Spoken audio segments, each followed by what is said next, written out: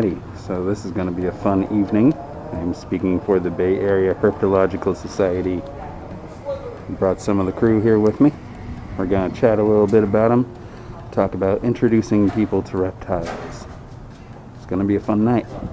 Alright, so my name is Lance. I am the Reptile Guy. I go around the Bay Area doing shows about reptiles, or doing educational programs about reptiles for schools, daycares, birthday parties, all sorts of stuff like that. I'll be talking a little bit about each one of the guys I have today.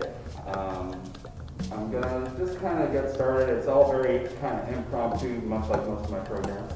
This is one of my favorite animals to show because she's super duper friendly. I'm sure some people in this room have heard of something called the Komodo dragon before. Komodo dragons being the biggest lizards on the planet. They get 12 feet long, they have venomous spit, they have a giant tail they use to slap anyone who gets too close with. This is the Komodo dragon's cousin. This is a spiny-tailed monitor from Australia. A lot of lizards, and this is a thing that we take for granted as reptile people, is that a lot of lizards have a third eye, is that there are 5 things that every kid wants to know about every one of these animals I'm going to bring out today. And that is their name. This is Ruby. What they are. This is a spiny-tailed monitor. Where does it come from? They come from Australia. What does it eat? Well, she eats spiders and geckos, worms and stuff. Does it bite? Well, do you? That's usually my smart answer to that. So, the next 2 ones I have for you, in this tub, one of these snakes is horribly venomous, but kill me really quick. One is totally harmless. So, let's hope I pick the right one.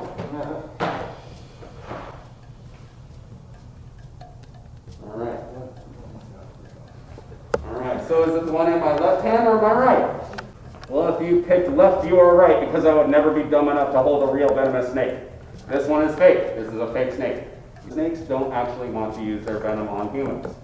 And that's another thing I really like to remind people about, even with the rattlesnakes we have around here. That's a big thing that I like to remind them of, is that the snakes don't actually want to use their venom on humans. It's very hard to teach poetry to a coyote.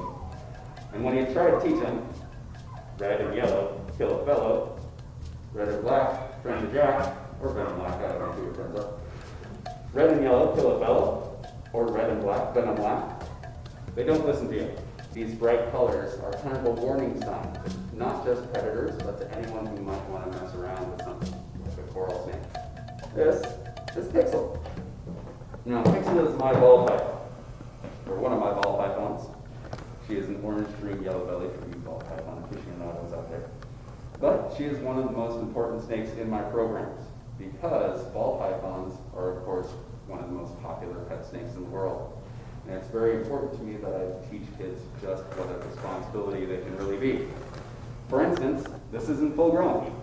This is a female, but the females do get larger than the males, and they can get a little bit larger than this. So that's a big tank, that's a big cage that you want to keep them in. They need a lot of heat, they need a lot of substrate, they need a lot of humidity. They can be a bit of a responsibility for your average 5-year-old.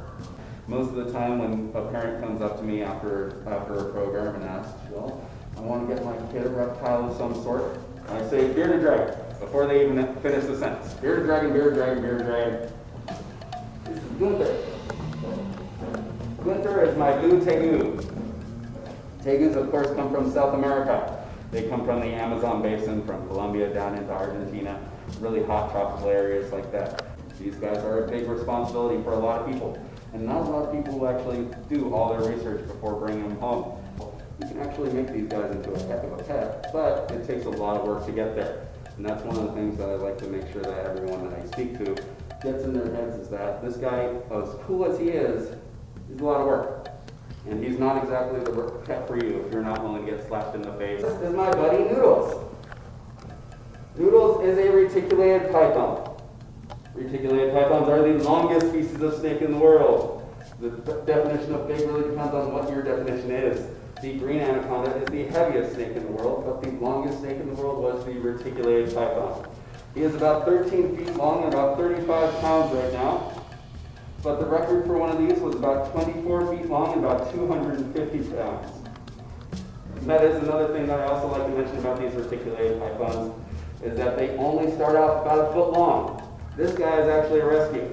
He did not start off with me as a baby. He actually flew in from Wisconsin because he was actually getting too big for his home at the time. He was not being handled properly by the people who owned him, and he wasn't being fed quite enough either.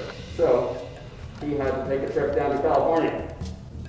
All right, so what I need you guys to do, because we're all going to use teamwork now, from time to time. There you go. And you just got the dangerous end, that's where the poop comes out of. You can feel all those muscles gone. How old is he? He is 8 years old. That's just about it for my presentation tonight. Any other questions before I put this guy away? Radio. Thank you guys so much for having me. I was Lance. I was your reptile guy. Thank you guys so much.